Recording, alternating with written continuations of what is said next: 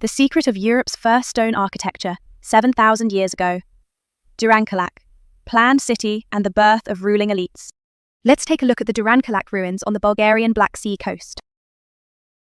It's also referred to as the Troy of Europe, the lake city.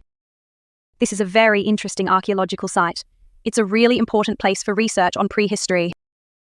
The goal of this exploration is around 5,000 years before Christ, which is almost 7,000 years ago. At this time, we aim to understand the core of how monumental stone architecture, which can be considered the first in Europe, and a complex social structure emerged in this Durankulak area. You mentioned that the Hamangia and Varna cultural periods are particularly important, right? That's correct. Those two periods best showcase the characteristics of this site. Now, shall we start with the story of that large island? The island in Lake Durankulak is quite unique. Yes, that geographical location is key. Since it's an island, it must have had natural defenses, right? That's right. External invasions would have been quite difficult. Yes, and with lakes and wetlands around, there would have been plenty of food resources as well. Thanks to this stable environment, people have been able to live here for thousands of years. Well, a stable environment? What's important here is that this stability has enabled some other investments that go beyond just the basic issue of survival. Investment? What kind of investment are you talking about? It's architecture. It's about constructing monumental stone buildings. This is not just a place to live for a day or two. It's evidence that one has truly settled down permanently and planned for the future. So you're saying that the environment played a role as a catalyst for architectural development? Yes, that's correct. It served as an architectural catalyst. You mentioned that the period around 4,700 BC in the Hamangia culture is really important, and according to the data, they started using stone systematically much earlier than other regions in Europe? Yes, that's right.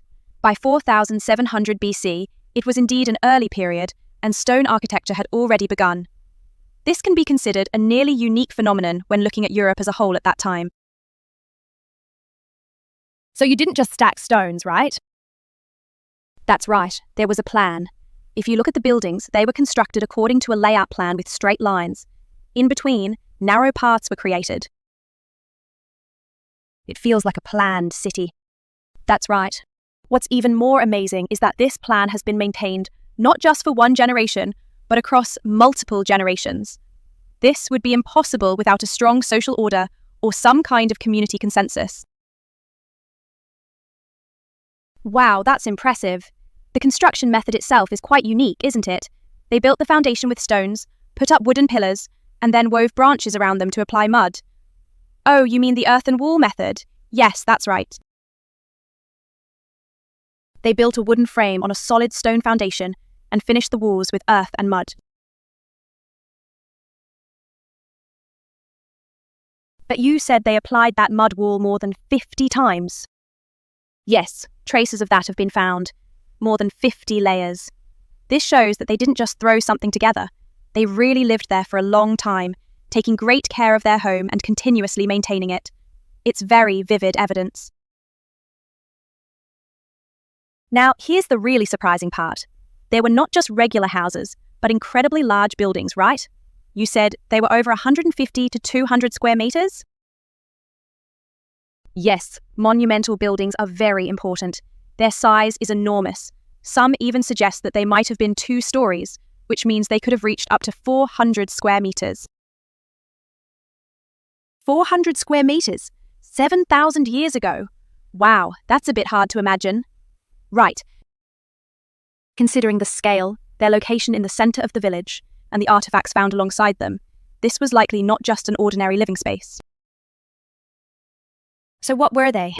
It is highly likely that it was either the residence of some elite family leading society at the time, or a public gathering place for the villagers, or a second space for conducting important religious ceremonies. Ah, so the building itself was a means of demonstrating social status or power. That's exactly it.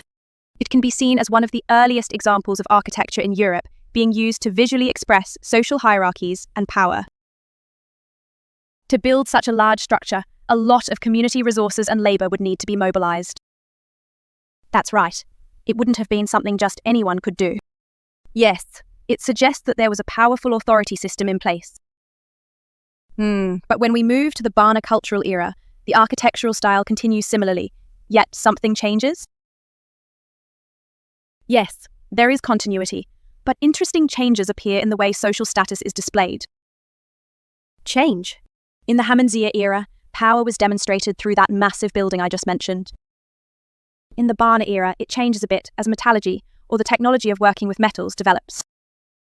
Oh, like gold or copper? Yes, the focus of displaying power is now shifting from buildings to personal tombs. In this way, they express their status by placing very luxurious and valuable burial goods, like gold ornaments or copper axes, inside the tomb.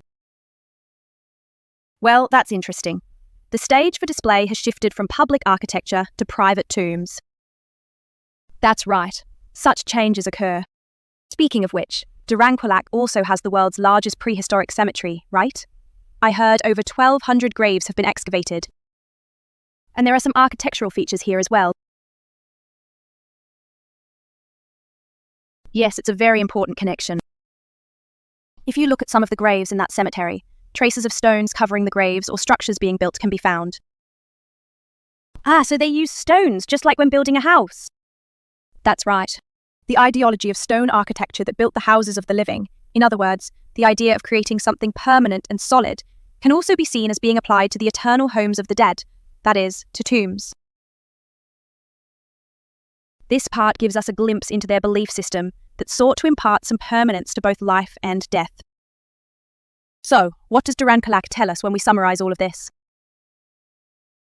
Durankulak was unparalleled compared to other regions in Europe at that time, as it already demonstrated a quite systematic urban planning and monumental stone architecture in such an early period, around 5000 BC.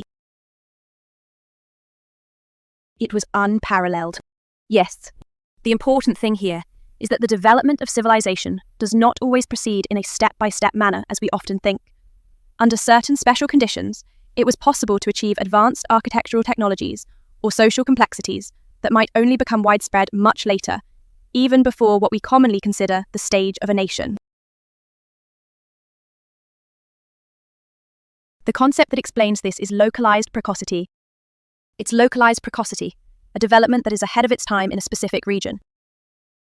Yes, that's correct. Durankulak is one of the strongest pieces of evidence for that. Today, through the deep dive, I was able to confirm that Durankulak is not just an old settlement, but one of the important centers of early European civilization, equipped with truly astonishingly planned and innovative architectural technology and a complex social system.